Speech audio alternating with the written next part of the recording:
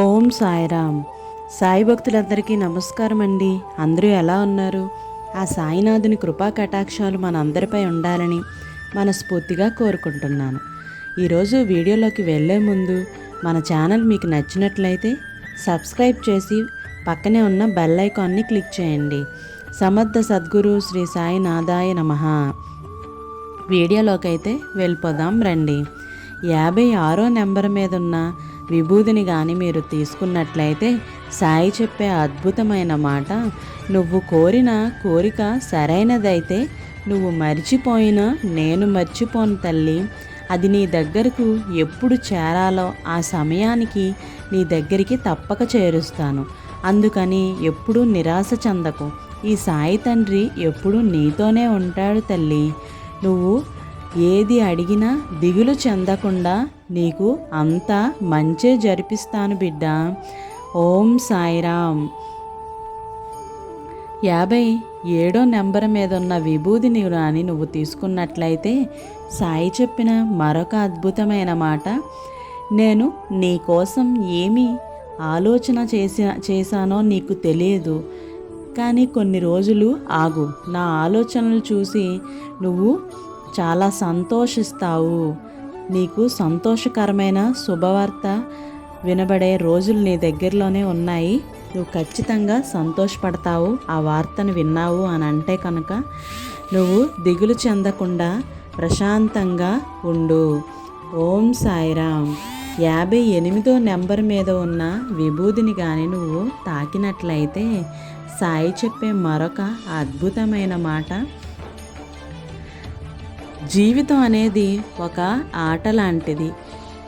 నువ్వు దాంట్లో ఎప్పుడూ కూడా నీ ముఖం మీద చిరునవ్వుతోనే ఆ ఆటని గెలవటానికి ప్రయత్నిస్తూ ఉండాలి.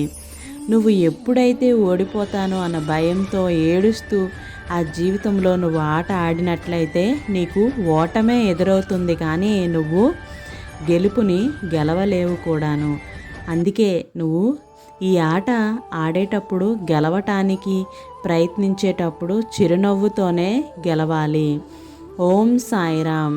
58వ నెంబర్ మీద ఉన్న విభూదిని కానీ నువ్వు తాకినట్లయితే సాయి చెప్పే మంచి మాట, నీ జీవితంలో కొన్ని సంబంధాలు అవసరానికి మాత్రమే వాడుకుంటే దానిని ప్రేమ అనరు, దానిని స్వార్థం అంటారు. అందరూ మన చుట్టూ ఉన్న వాళ్ళందరూ ప్రేమగానే ఉంటున్నారని నువ్వు అనుకుంటున్నావు, కానీ నీ చుట్టూ ఉన్న వాళ్ళల్లో కొంతమంది స్వార్థం కోసం కూడా నీ సంబంధాన్ని నువ్వు కావాలని కోరుకుంటున్నారు.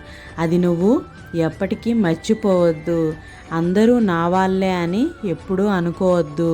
నీ చుట్టూ ఉన్న వాళ్ళల్లో ఎంతోమంది నీ వాళ్ళు కానివారు కూడా ఉన్నారు.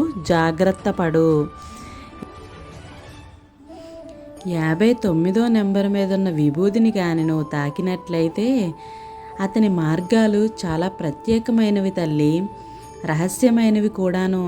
భగవంతుడిని మించిన వారు ఎవ్వరూ లేరు. అతను రక్షిస్తారు మరియు నిలబెట్టుకుంటారు కూడా. అనేది అతని మాత్రమే తెలుసు. నిలబెట్టుకుంటారో లేదో ఆ భగవంతుడికి మాత్రమే తెలుసు. నువ్వు ప్రతిసారి నాకు ఇచ్చిన మాటను నువ్వు నిలబెట్టుకోవట్లేదు అన్న మాట అంటూ ఉంటున్నావు కదా. నేను ఇచ్చిన మాటని నీకు ఏదో ఒక రూపంలో నేను నిన్ను చేరవేస్తూ ఉన్నాను. నువ్వు అది గమనించలేకపోతున్నావు. నీకు నా మీద ప్రేమ అభిమానాలు తగ్గాయి. నీకు నా భక్తి అనేది కూడా చాలా తగ్గుతూ ఉంటుంది. నువ్వు ప్రతినిత్యం నా నామస్మరణ చేస్తూ ఉండు. ఖచ్చితంగా నీకు తెలుస్తుంది నేను ఇచ్చిన మాటను నెరవేరుస్తున్నానో లేదో అన్నది. ఓం సాయిరామ్.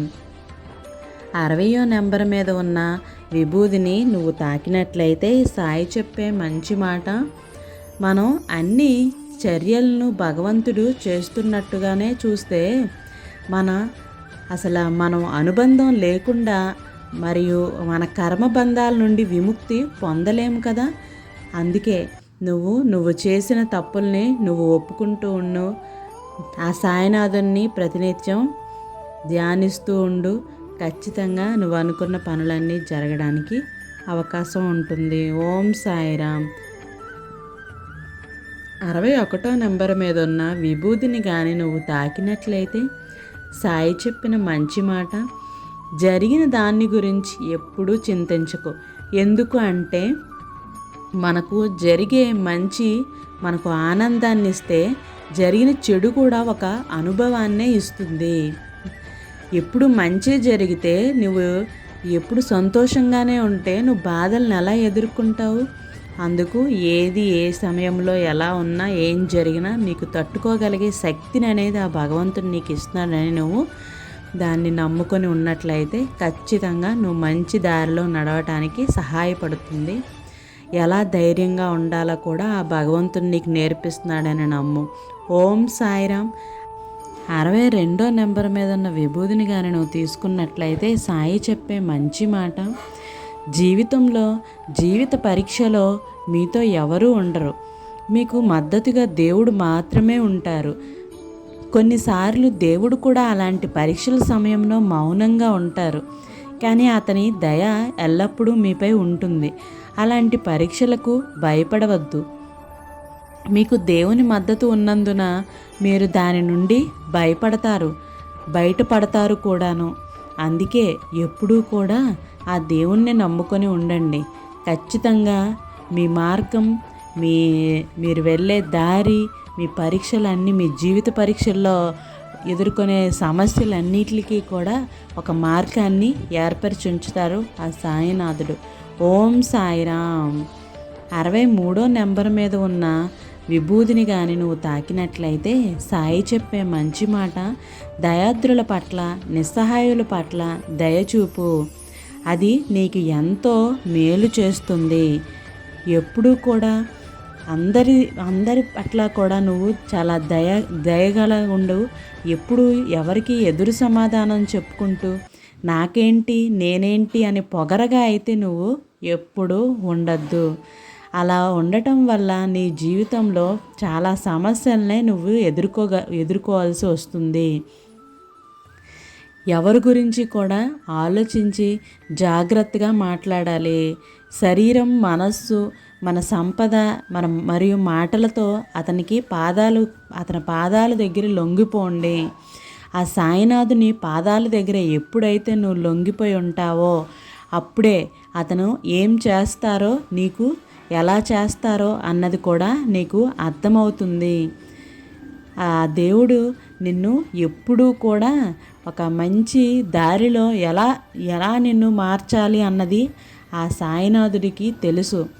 ఏకైక అతను రక్షకుడు. మనకి ఖచ్చితంగా మనల్ని రక్షిస్తారు.